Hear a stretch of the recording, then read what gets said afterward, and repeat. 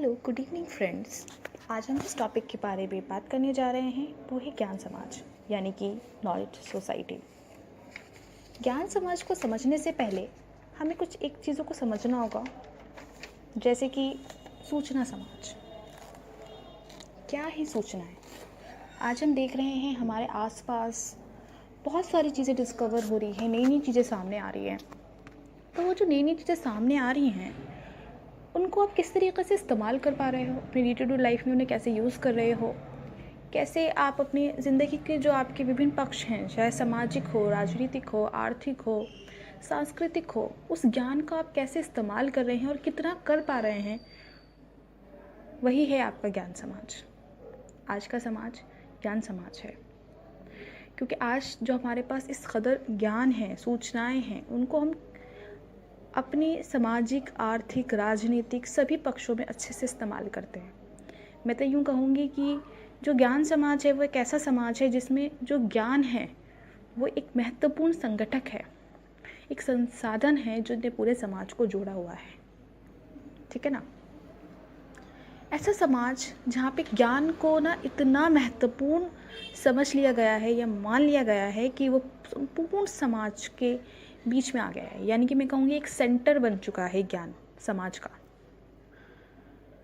पहले का जो समाज होते थे, मैं अगर पारंपरिक समाज की बात करूँगी तो वहाँ पे क्या होता था कि अगर हमें जानना होता था कि कोई कितना डेवलप हो चुका है, कितना विकसित हुआ है, तो इसके लिए ना उस वहाँ की श्रम लागत कितनी है, ठीक है ना, संसाधन कैसे उपलब्ध हो रहे हैं, ईज़िली उपलब्ध हो पा रहे हैं या नहीं हो पा रहे हैं, कैसे संसाधन है, कच्चा माल कैसा है, ठीक है ना, वहाँ की आधारभूत संरचना क्या है, इसको ध्यान दिया जाता था।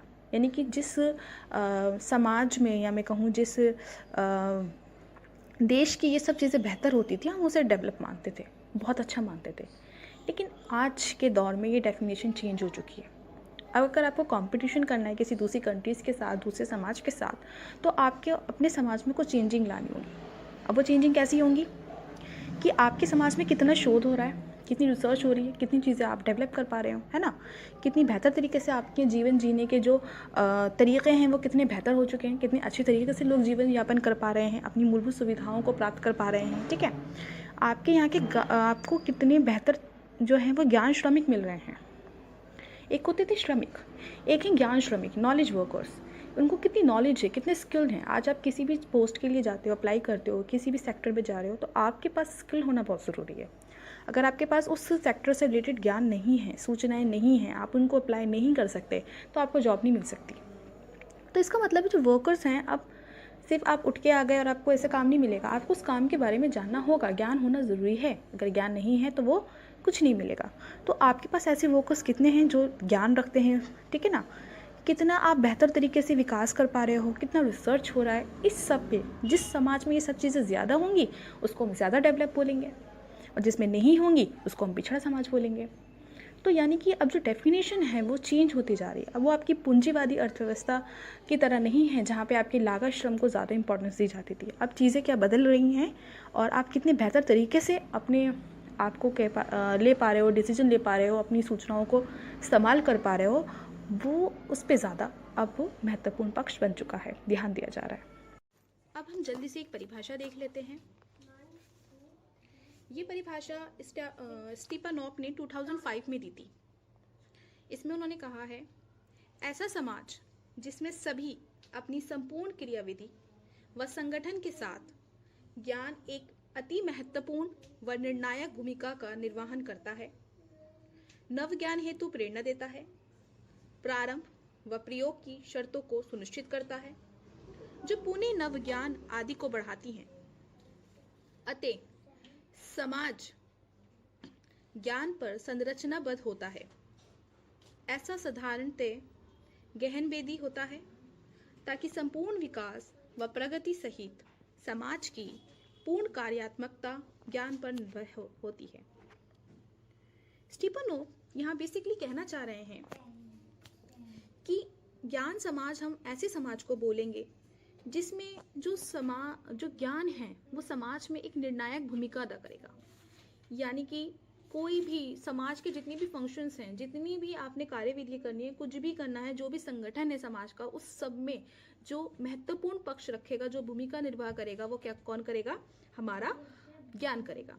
देखो, हम देख रहे हैं कि आजकल हमारे आसपास बहुत सारी चीज़ें क्या हो रही है, नई नई चीज़ें जो हैं, चीज़ें वो क्या हो रहा है, शोध हो रहे हैं, विकास हो रहे हैं, नई नई चीज़ें सामने आ रही हैं। तो क्यों हो रही है? नया ज्ञान क्यों आ रहा है? नया ज्ञान इसलिए आ रहा है क्योंकि पहले से ज्ञान था और हमें उसे इस्तेमाल कर रहे हैं।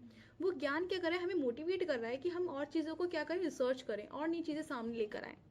तो बेसिकली यहाँ पे स्टीफानोप ने यही कहने की कोशिश की है कि समाज में जो ज्ञान है वो एक महत्वपूर्ण भूमिका अदा करेगा, एक निर्वाहक की भूमिका अदा करेगा, जो पूरे समाज की जितनी भी गतिविधियां हैं, जितनी भी कार्यविधियां हैं, उन सब में एक मेन रोल प्ले करता है। ठीक है, तो ऐसा समाज जहाँ पे ये सारी चीज़ें होती होंगी, हम इसको क्या बोलेंगे?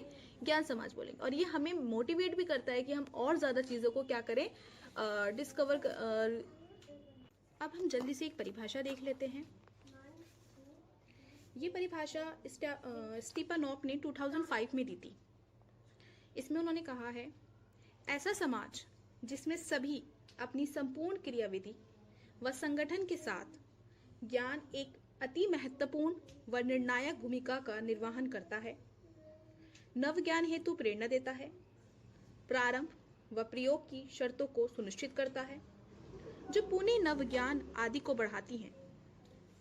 अतः समाज ज्ञान पर संरचनाबद्ध होता है। ऐसा साधारणतः गहनवेदी होता है ताकि संपूर्ण विकास व प्रगति सहित समाज की पूर्ण कार्यात्मकता ज्ञान पर निर्भर होती है। स्टीफानोप यहाँ बेसिकली कहना चाह रहे हैं कि ज्ञान समाज, हम ऐसे समाज को बोलेंगे जिसमें जो ज्ञान है वो समाज में एक निर्णायक भूमिका अदा करेगा। यानी कि कोई भी समाज के जितनी भी फंक्शंस हैं, जितनी भी आपने कार्यविधि करनी है, कुछ भी करना है, जो भी संगठन है समाज का, उस सब में जो महत्वपूर्ण पक्ष रखेगा, जो भूमिका निर्वाह करेगा, वो क्या कौन करेगा? हमारा ज्ञान करेगा। देखो, हम देख रहे हैं कि आजकल हमारे आसपास बहुत सारी चीज़ें क्या हो रही है, नई नई चीज़ें जो हैं, चीज़ें वो क्या हो रहा है, शोध हो रहे हैं, विकास हो रहे हैं, नई नई चीज़ें सामने आ रही हैं। तो क्यों हो रही है? नया ज्ञान क्यों आ रहा है? नया ज्ञान इसलिए आ रहा है क्योंकि पहले से ज्ञान था और हमें उसे इस्तेमाल कर रहे हैं। वो ज्ञान क्या कर रहा है? हमें मोटिवेट कर रहा है कि हम और चीज़ों को क्या करें, रिसर्च करें और नई चीज़ें सामने लेकर आएँ। तो बेसिकली यहाँ पे स्टीफानोप ने यही कहने की कोशिश की है कि समाज में जो ज्ञान है वो एक महत्वपूर्ण भूमिका अदा करेगा, एक निर्वाहक की भूमिका अदा करेगा, जो पूरे समाज की जितनी भी गतिविधियां हैं, जितनी भी कार्यविधियां हैं, उन सब में एक मेन रोल प्ले करता है। ठीक है, तो ऐसा समाज जहाँ पे ये सारी चीज़ें होती होंगी, हम इसको क्या बोलेंगे? ज्ञान समाज बोलेंगे। और ये हमें मोटिवेट भी करता है कि हम और ज़्यादा चीज़ों को क्या करें, डिस्कवर। समाज की निम्नलिखित विशेषताएं हैं। सबसे पहली है, सभी क्षेत्रों में नवोत्पन्न ज्ञान का वृहद परिणाम है जो निरंतर विस्तृत हो रहा है। यानी कि आप देख रहे हैं कि हमारे आसपास नया नया ज्ञान हमें देखने को मिल रहा है। मतलब नव ज्ञान का बहुत ज़्यादा उदय हो रहा है, हमारे चारों तरफ ज्ञान विस्तृत रूप से फैल रहा है। पहले क्या होता था, ज्ञान जो सूचनाएं होती थी ना, वो कागज़ों कॉपियों के तरह मतलब एक तरफ रखी रहती थी। मगर अब क्या हो रहा है ना कि ज्ञान आपको एक तो सब जगह से मिल रहा है, दूसरा क्या हो रहा है कि आप उसको इस्तेमाल भी कर रहे हो।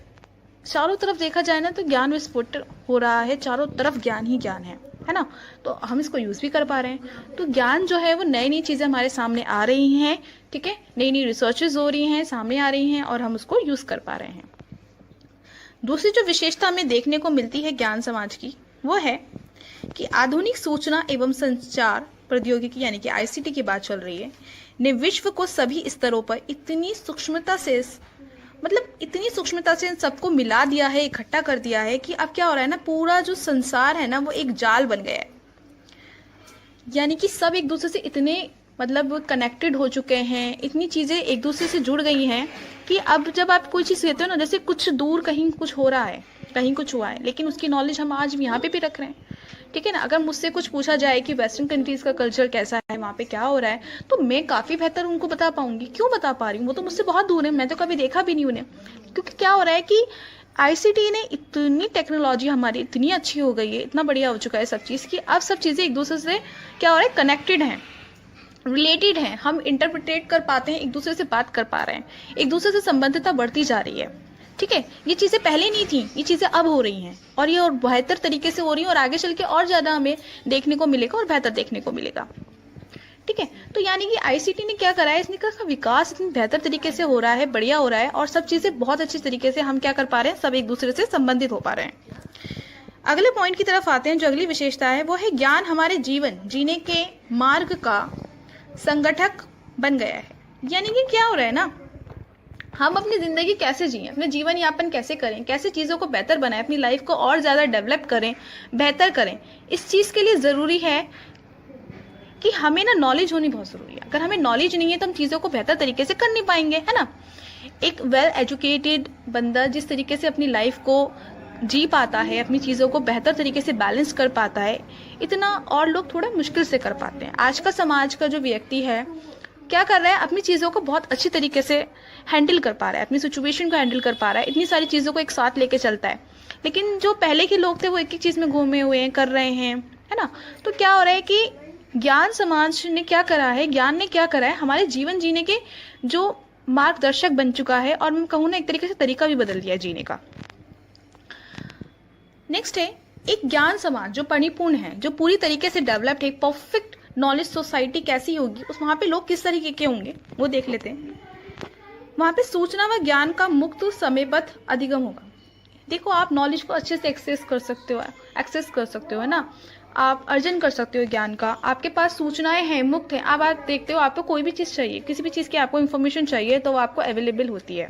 ठीक है, आप ज़रा सी देर में अपना मोबाइल खोलते हो या अपना कोई भी लैपटॉप वगैरह खोलते हो और आपको सारी इन्फॉर्मेशन मिल जाती है ना, नेट से। तो क्या हो रहा है कि जो ज्ञान है वो मुक्त है ना, चारों तरफ विद्यमान है। और प्लस क्या हो रहा है ना कि आपको टाइम पर आपको जो नॉलेज चाहिए वो आपको ईजिली अवेलेबल है ना। दूसरी चीज़ क्या है, सूचना को अवशोषित एवं निर्वचित करने की क्षमता। यानी कि क्या होता है कि जो सूचनाएं हैं, जो इन्फॉर्मेशन है ना, हम उसे कितनी अच्छी तरीके से गहन कर पा रहे हैं, है ना, और फिर हम उसके बाद क्या कर रहे हैं, उसको कितनी अच्छी तरीके से यूटिलाइज कर पा रहे हैं, इसकी भी क्षमता होनी बहुत ज़रूरी है। सूचनाएं तो हैं लेकिन सूचनाओं को हम कितने बेहतर तरीके से इस्तेमाल कर पा रहे हैं, उनको गहन कर पा रहे हैं, विच इज़ वेरी इंपॉर्टेंट। तीसरी चीज़ जो थर्ड पॉइंट है वो है ज्ञान निर्णय व एवं उच्चतर गुणवत्ता जीवन रूपांतरण हेतु मार्ग एवं अवसर। देखो आपके पास इंफॉर्मेशन तो है लेकिन उस इंफॉर्मेशन से आप कितने बेहतर तरीके से डिसीजन ले पा रहे हो, अपनी चीज़ों को, अपनी लाइफ को और बेहतर बनाने के डिसीजन ले पा रहे हो। ठीक है ना, उसको आपको कितनी अपॉर्चुनिटी मिल रही है कि आप उस चीज़ को कर पा रहे हो। आपको इंफॉर्मेशन तो है लेकिन हम आपको मौका ही ना दें उस चीज़ को करने का, तो वो भी नहीं हो सकता ना, फिर तो वो इन्फॉर्मेशन किसी काम की नहीं है ना, बेकार है। तो ज्ञान है आपके पास, सूचनाएं हैं, लेकिन उन सूचनाओं को आप कितनी बेहतर तरीके से समझ पाते हो, अपनी ज़िंदगी में उनको इस्तेमाल कर पाते हो और अपनी जो लाइफ है उसका जो स्टैंडर्ड है उसे कितना बेहतर कर पा रहे हो, ये सब डिपेंड कर रहा है आपके ज्ञान पर, आपकी नॉलेज पर। तो जो एक ज्ञान समाज है उसके अंदर इन सब चीज़ों को जो है काफ़ी बेहतर तरीके से प्रयोग किया जाता है। और आज का जो हमारा समाज है वो ज्ञान समाज ही है क्योंकि हम अपने आसपास इन सब चीज़ों को देख पाते हैं। Thank you guys.